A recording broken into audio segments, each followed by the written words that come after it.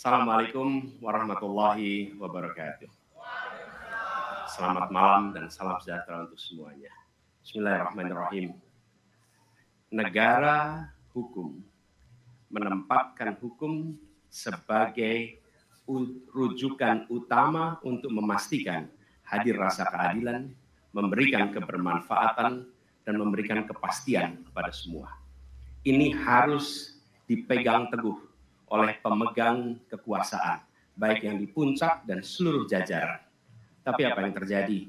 Banyak aturan ditekuk sesuai dengan kepentingan yang sedang memegang kekuasaan. Apakah ini akan diteruskan? Tidak.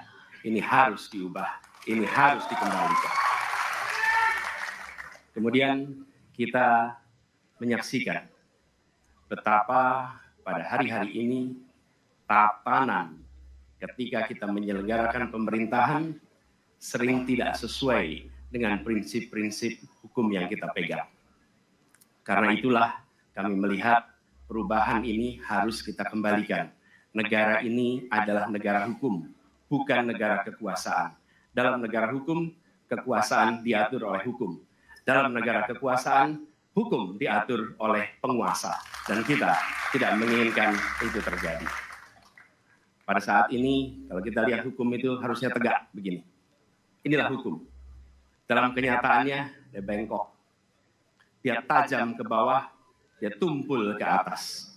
Dan kondisi ini tidak boleh didiamkan, tidak boleh dibiarkan, dan harus berubah. Karena itu kita mendorong perubahan.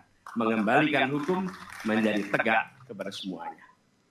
Dan bila kita saksikan hari ini, ada satu orang milenial bisa menjadi calon wakil presiden. Tetapi ada ribuan milenial, generasi Z, yang peduli pada anak-anak bangsa, yang peduli pada mereka yang termarginalkan. Ketika mereka mengungkapkan pendapat, ketika mereka mengkritik pemerintah, justru mereka sering dihadapi dengan kekerasan, dihadapi dengan benturan, dan bahkan gas air mata.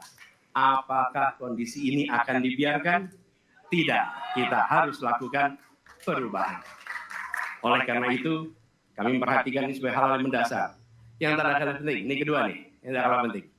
Kita menyaksikan pada saat ini, ada peristiwa seperti peristiwa Ibu Mega.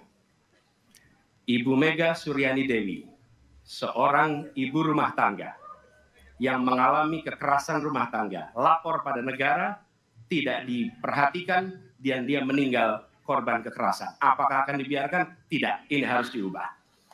Dan tidak kalah penting, hadir bersama saya di sini, ayahnya Harun Al-Rasyid.